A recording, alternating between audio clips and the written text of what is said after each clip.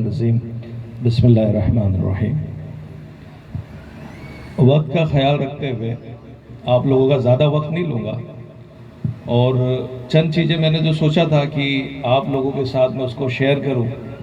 اور اتنا عظیم کام کچھ کے اس دھرتی پہ آپ لوگوں نے کیا ہے، تو اس کی ایک خواہش بھی تھی کہ مبارکباد بھی میں CEC کی جانب سے، منہاج القرآن انٹرنیشنل انڈیا کی جانب سے آپ لوگوں کو پیش کروں۔ تو میں اپنے لفظوں میں آپ لوگوں کو بہت بہت مبارکباد دیتا ہوں، خاص کر دھرب مندرا کے لوگوں کو، جس میں عبداللہ مٹھانی صاحب ہیں، یعقوب صاحب ہیں، حمید صاحب ہیں، اور ہمارے کچھ کی جو کور کمیٹی ہے، غنی بھائی ہیں، ہاں پوری ترک فیملی اس کے اندر انوالو ہے ماشاءاللہ۔ اور کور کمیٹی میں جیسے ہمارے غنی بھائی ہیں، اور ہمارے سلیم نلیا والے جو ہیں، اور اس کے بعد میں ارشد مرزا ہیں، اور جو خواتین ہماری بہنیں کور کمیٹی کی ہیں، تو سبھی کو بہت مبارکباد ہو۔ آپ اتنا شاندار مرکز قائم کیا یہاں پہ، اور ہمارے آنے کی ایک وجہ بنی، آپ لوگ سے ملاقات کرنے کی وجہ بنی، تو ماشاءاللہ دل کو بہت خوشی ہوئی کہ منہاج القرآن کا ایک اور نایاب کام سرزمین کچھ پہ آپ لوگوں نے قائم کیا۔ تو یہ انڈیا منہاج القرآن کے لیے ایک بہت بڑی سعادت ہے۔ لوگ اس کو دنیا میں منہاج القرآن والے انڈیا کے نظر سے دیکھتے ہیں کہ بھئی انڈیا میں دیکھیے کتنے بڑے بڑے کام ہو رہے ہیں، یہ ایک اس کا حصہ بن گیا ہے۔ تو آپ لوگ اس کے مستحق کے مبارکباد کے ماشاءاللہ، اور اللہ تعالیٰ اسی طرح جیسا سید نادر علی صاحب نے کہا کہ ہر تعلقہ میں، ہر ضلع میں، ہر گاؤں میں ایسے چھوٹے چھوٹے ادارے بننے چاہیے، تو ماشاءاللہ یہ بہت مبارکباد ہے۔ میں دو تین چیزیں عرض کروں گا۔ ابھی آپ کے عالم دین یہاں پہ جتنے خطاب کیے ماشاءاللہ سبھی نے اپنے طریقے سے اور اپنی نظر سے منہاج القرآن کو آپ لوگوں کے سامنے اس کو پیش کیا۔ اس میں غلام حسین صاحب نے بہت نایاب بیان کیا، اور اس کے اندر غور کرنے والی بات یہ ہے کہ انہوں نے مفتی کچھ رحمۃ اللہ تعالیٰ علیہ کو جس طریقے سے کوٹ کیا، اور بار بار ان کے اسپیچ میں یہ ریفرنس ہوتا تھا کہ ان کا ویڈیو موجود ہے،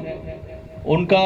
دستخط کیا ہوا خط موجود ہے، مطلب آپ کو یہ یقین دلا رہے تھے کہ میں ایسی بات نہیں کر رہا ہوں، باقاعدہ اس کا ثبوت ہے کہ مفتی کچھ رحمۃ اللہ تعالیٰ نے یہ ساری بات کہی ہے۔ اور میرے خیال سے بہت شارٹ میں غلام حسین صاحب نے یہ بولا ہوگا، بات تو بہت طویل ہوگی، تو ان کی بات کو جوڑتے ہوئے میں ایک اپنا ذاتی جو میں چشم دید تھا اس جگہ پہ، اور میں چاہتا ہوں کہ وہ بھی آپ اپنے اس فہرست پہ اس کو بھی شامل کر لیں۔ عمرے کے وقت جب قبلہ حضور کے ساتھ کئی لوگ، ہم کچھ سے بھی تھے، پورے انڈیا کے لوگ تھے، کچھ سے ہماری ایک بہن ہے، کیونکہ یہ جو بشارت ہوتی ہے، یہ جو خواب ہوتا ہے، یہ امانت ہوتی ہے، تو اس کو کبھی بھی اوپن نہیں کیا جاتا ہے، اس کو پردے کے اندر رہ کے بیان کیا جاتا ہے۔ قبلہ حضور جب ٹیبل پہ ڈنر فرما رہے تھے، اور ہم سارے لوگ جتنے بھی ہمارے ممبران تھے ان کو انٹروڈیوس جب کرا رہے تھے، تو کچھ کا جب وفد آیا جس میں ہماری بہنیں تھیں، تو انہوں نے عربی میں قبلہ حضور سے کچھ عرض کیا۔ اب عربی تو ہم کو نہیں سمجھتی ہے، قبلہ حضور نے عربی میں کچھ عرض کیا، اور قبلہ حضور نے پھر جواب بھی عربی میں دیا۔ تو مجھ کو ذرا حیرانگی ہوئی کہ یہ عربی میں کچھ بہن نے کہا ہے، اور قبلہ حضور نے عربی میں جواب دیا ہے، اور قبلہ حضور کے ٹیبل کے سامنے بڑے مشائخ تھے مصر کے، بڑے مشائخ، 3-4 لوگ بڑے مشائخ تھے مصر کے۔ تو جب وہ کہہ کے گزر گئی، معاملہ ذرا سب ختم ہو گیا،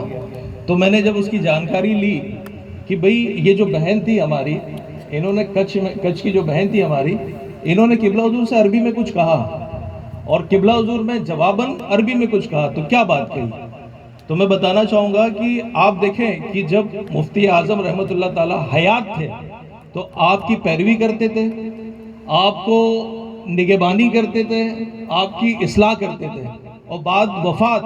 آج بھی وہ آپ کے درمیان کس طرح ہے، یہ اس بات کا ثبوت ہے۔ بتایا انہوں نے کہ جب یہ معاملہ طے ہو گیا کہ کچھ سے ہماری کچھ بہنیں، ہمارے کچھ بھائی الگ الگ صوبے سے ملاقات کے لیے جا رہے، اس بہن کی خواب میں مفتی اعظم تشریف لائے،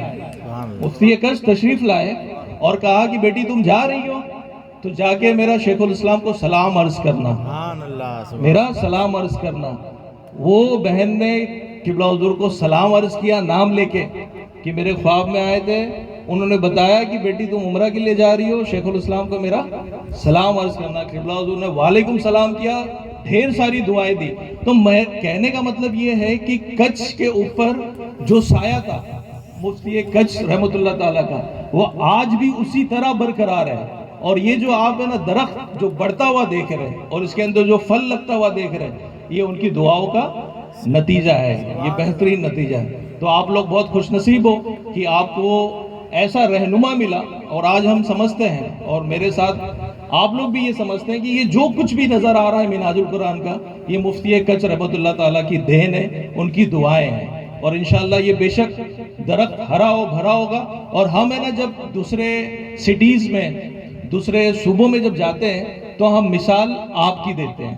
مثال ہم کچھ کی دیتے ہیں، مثال ہم کچھ کی بہنوں کی دیتے ہیں۔ تو ماشاءاللہ یہ بہت مبارک ہے آپ سبھی کو، اور اللہ تعالیٰ آپ لوگوں سے اسی طرح کام لیتے رہے، منہاج القرآن کا حصہ بن کے